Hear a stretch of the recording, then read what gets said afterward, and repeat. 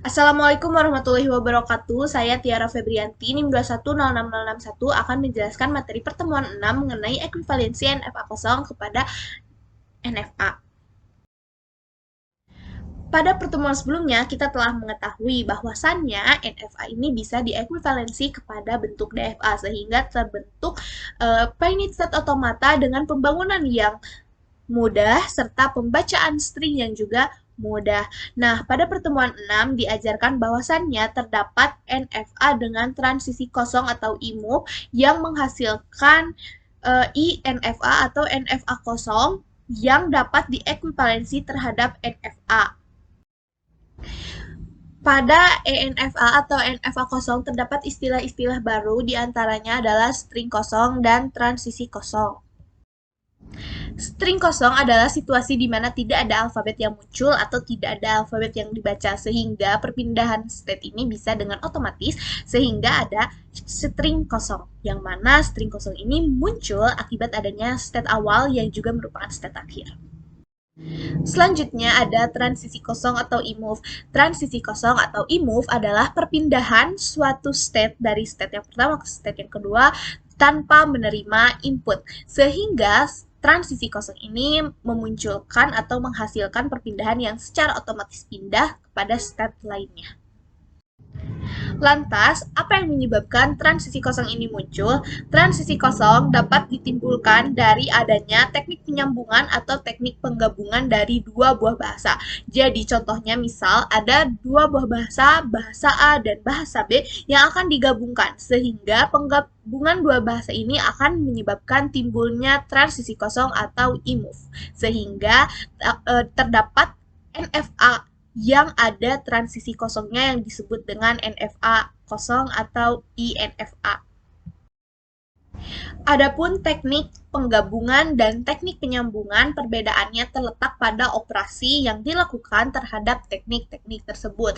Jika teknik penggabungan, notasinya adalah dengan penjumlahan atau dengan notasi tambah, sedangkan untuk teknik penyambungan, notasi yang digunakan adalah notasi perkalian atau dikali. Baik, jika dituliskan dalam sebuah tulisan, penggabungan dan penyambungan dua bahasa dapat dinotasikan dengan misal bahasa A atau NFAA. NFAA digabungkan berarti ditambah dengan NFA B. Sedangkan apabila perkalian, NFA A dikali NFA B. Seperti ini. Jadi notasinya kalau penggabungan teknik penjumlahan, kalau penyambungan dengan operasi perkalian. Oke, adapun langkah-langkah untuk melakukan teknik penyambungan atau teknik penggabungan dua buah bahasa dapat dilakukan dengan sama-sama saja, hanya terdapat perbedaan penggambarannya saja. Jadi kalau misal penggabungan yaitu penjumlahan, langkah yang pertama adalah kita harus membuat NFA dari bahasa A dan bahasa B terlebih dahulu, kemudian digabungkan dengan menggambarkannya secara sejajar. Misal ini adalah NFAA, ini di sini NFAB. Nah, disambungkan, digambar sejajar seperti ini terlebih dahulu untuk teknik penggabungan dua buah bahasa yaitu penjumlahan. Nah, digambar dengan sejajar dulu, kemudian kita buat state awal baru. Jadi state awal yang awalnya ini di bahasa A merupakan state awal, tidak menjadi state awal lagi karena kita akan membuat state awal yang baru, misal ditulis di sini untuk state awalnya, kemudian kita juga harus menggambar state akhir yang baru. State akhir yang baru, sehingga state awal dan state akhir yang awalnya merupakan state awal state akhir dari bahasa A dan bahasa B tidak berlaku karena sudah ada state awal yang baru, state akhir yang baru. Nah, untuk itu, penggabungan dari state awal yang baru terhadap NFAA atau NFA dari bahasa A dan NFA dari bahasa B dilakukan dengan menambahkan transisi kosong. Kita gambar seperti ini, kemudian ditandai dengan simbol kosong. Seperti ini. Begitupun untuk yang ke state akhir. Nah, jadi dari kedua buah bahasa ini, dari kedua buah NFA, bahasa A dan bahasa B disambungkan dengan transisi kosong atau imove. Seperti itu. Adapun untuk teknik penyambungan, yaitu operasi perkalian dari dua buah bahasa, misal bahasa A dan bahasa B dilakukan operasi perkalian, caranya hampir sama dengan teknik penggabungan, hanya saja untuk teknik penyambungan harus diperhatikan mana yang terlebih dahulu disebut. Misal, NFAA dikali NFAB, artinya kita harus menggambar terlebih dahulu NFAA. Maka NFAA adalah di sini, NFAB ditulis di sini. NFAB. Perbedaannya bisa kita lihat kalau misal teknik penggabungan digambar sejajar seperti ini, atas bawah sejajar, namun apabila teknik penyambungan yaitu operasi perkalian digambar seperti ini.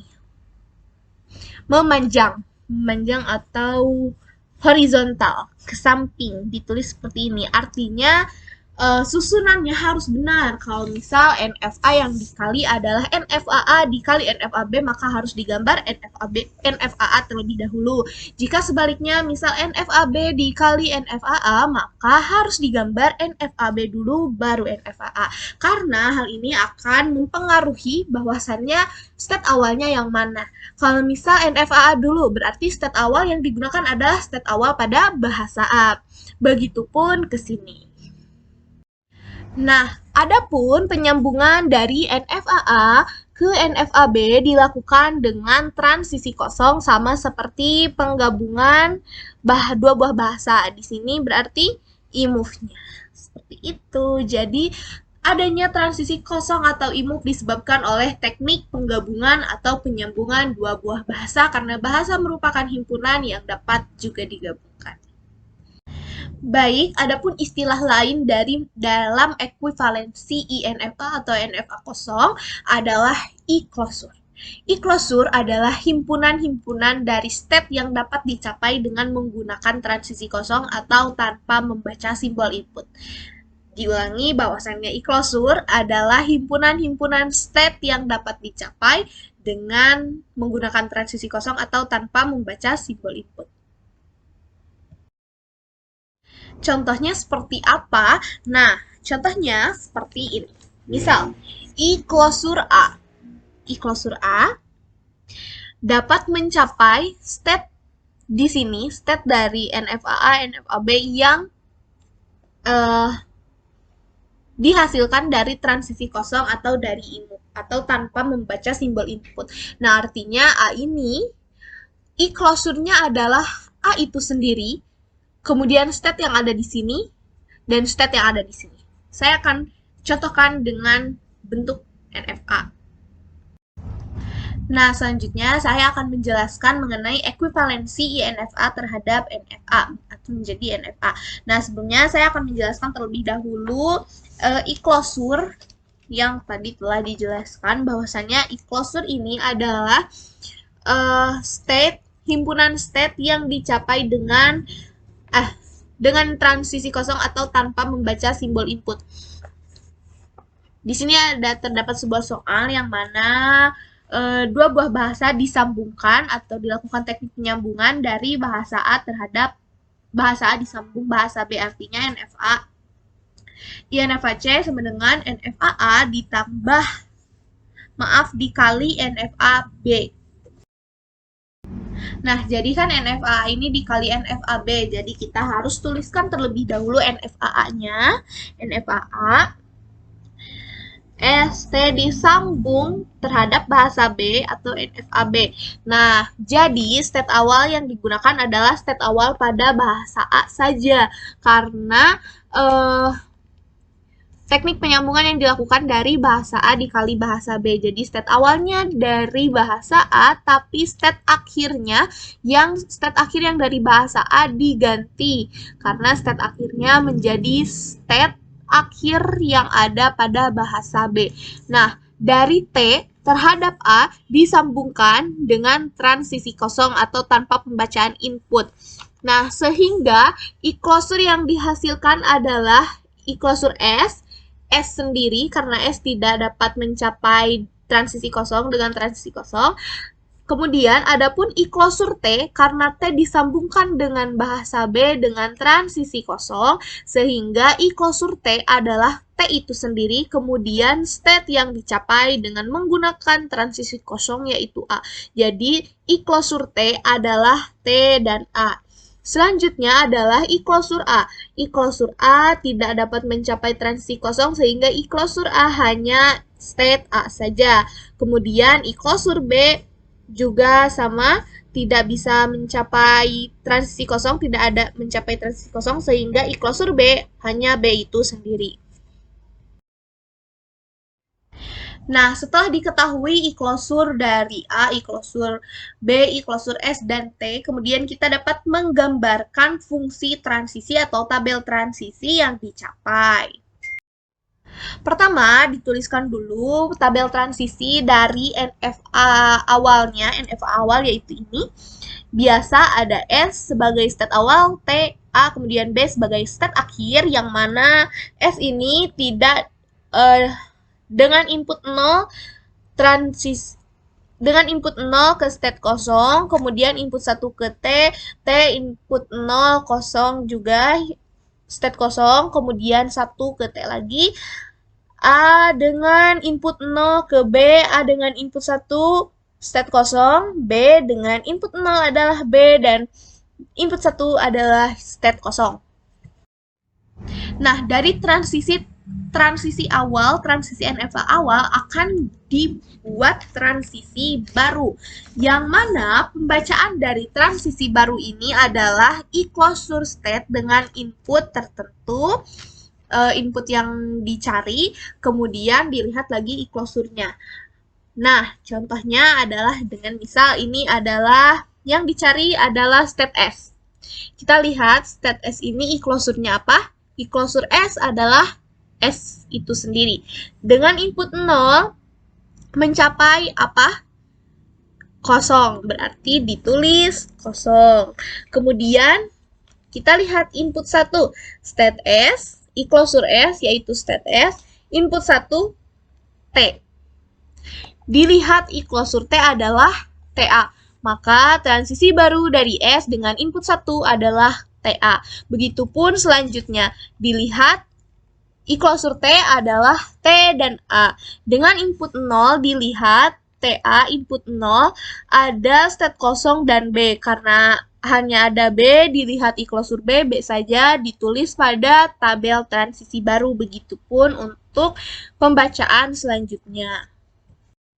Baik, setelah tabel dari transisi yang baru berhasil dibuat, kemudian kita telah ketahui hasil-hasilnya, kita dapat membuat NFA yang ekuivalensi terhadap INFA atau NFA kosong tadi. Nah, karena ada S, nolnya, mana?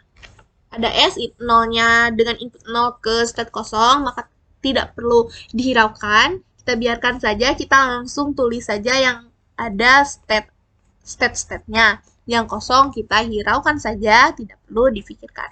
S dengan input 1 ke T dan ke A. Berarti S dengan input 1 ke T, input 1 juga ke A. Kemudian T dengan input 0 ke B. T input 0 ke B. Selanjutnya T dengan input 1 ke T dan A. Input 1 ke T dan A. Input 1. Kemudian A dengan input 0 ke B, A input 0 ke B, selanjutnya ini state kosong. Kemudian B dengan input 0 ke B lagi, B dengan input 0 ke B lagi.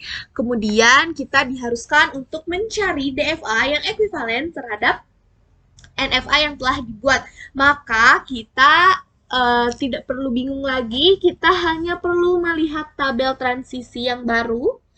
Kita lihat ada yang ganda, kemudian ada yang ke state kosong. Kemudian bisa digambarkan DFA-nya yang mana DFA ini dihasilkan dari tabel transisi yang baru. Perbedaannya apa dengan NFA tadi? Perbedaannya adalah ada state kosong yang merupakan state yang dicapai dengan input yang menghasilkan state kosong. Seperti ini, di sini ada state kosongnya. Kita lihat yang ini. S. S sebagai state awal dengan input 1 ke A dan ke T. T dengan input 0 ke B. T dengan input 1 ke T itu sendiri. Kemudian A dengan input 0 ke B. T dengan input 1 ke A. B dengan input 0 ke B lagi. Kan ada input 1 dari B yang tidak ada, berarti itu ke state kosong. Kemudian dari A ada input 1 juga yang tidak ada, berarti ke state kosong.